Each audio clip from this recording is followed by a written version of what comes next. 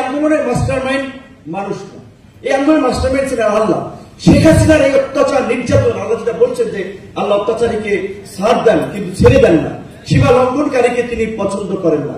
শেখ হাসিনা তার সীমা লঙ্ঘন করেছিল, তাই তাকে মাঝখানে অনেকদিন ছাড় দিয়েছিলেন, শেষ পর্যন্ত ছেড়ে দিন। আল্লাহ লানত এবং গজব এসেছিল।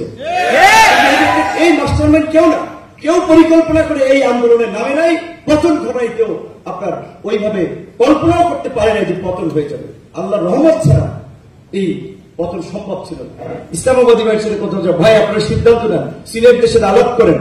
মনির হোসেন কাসেমের সাথে আলাপ করেছিলাম, ওই একই দিনে হয়তো আমি গ্রেপ্তার হবো, এটা আমার মনে কামড় দিয়েছিল, যে কারণে আমি তারপর ইসলামী আন্দোলনের প্রেসিডিয়াম সদস্য আশরাফ আলী আকনের সাথে আলাপ করেছিলাম, বিএনপির খসরু সাহেবের সাথে আলাপ করেছিলাম, মহাসচিবের সাথে আলাপ করেছিলাম যে এই রকমের বর্বরতার পরেও যদি আমরা একটা ইউনাইটেড রেজিস্ট্যান্স গড়ে তুলতে না পারি, তাহলে আমাদেরকে ফুটবলের মতো কিন্তু পরবর্তীতে সবাইকে শুট করবে, কাউকে তারাই ফেলবে, এটা বলছিলাম। তো সেখানে সালাউদ্দিন সাহেব একটা পজিটিভ রোল আমরা আশা করেছিলাম।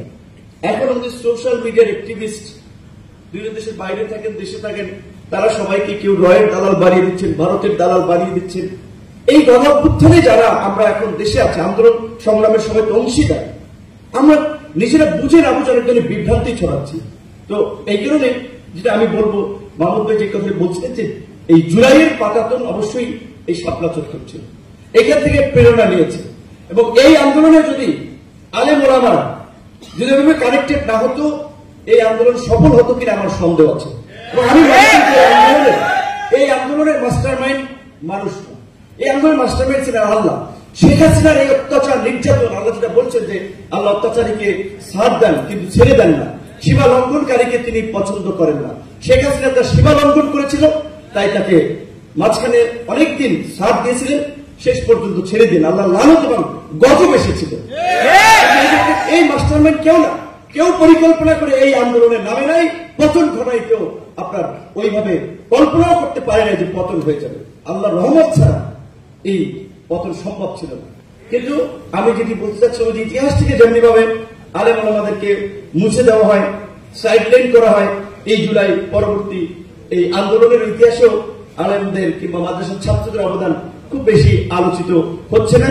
সেক্ষেত্রে আজকে শাপলা চত্বরের এই ইতিহাসকে জাগ্রত করার মধ্যে দিয়ে আশা করি ভবিষ্যতেও এই আন্দোলন সংগ্রামেও প্রত্যেকের ইতিহাস, এই যে মোদী বিরোধী আন্দোলনে হেফাজতি কিন্তু কোন রাজনৈতিক আন্দোলন নাই, হেফাজতের নেতৃবৃন্দ রাজপথে নেমেছিল, এটি একটি দেশব্যাপী আন্দোলনে পরিণত হয়েছিল। সুতরাং আপনাদের অনেক ত্যাগ আছে, স্যাক্রিফাইস আছে। আগামীর বাংলাদেশ বিনির্মাণে আপনাদের অংশীদারিত্ব আপনাদেরকে বুঝে দিতে হবে। আপনারা অনেক যারা ব্যবহৃত হবা, আপনারা অল্প কথায় গলে যান, আলেম আমাদের মন মানসিকতা নরম থাকে, মিষ্টি মিষ্টি কথায় গলা যাবে না। সরি, একটা কথা বলে শেষ করবো।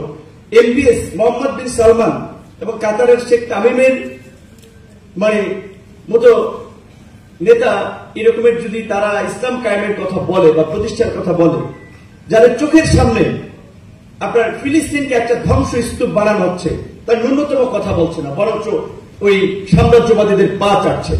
আমাদের বাংলাদেশে যদি এরকম নেতা দিয়ে আপনারা ইসলামী রাষ্ট্র চান, ইসলামী মূল্যবোধের বাস্তবায়ন চান, সেটা হবে না।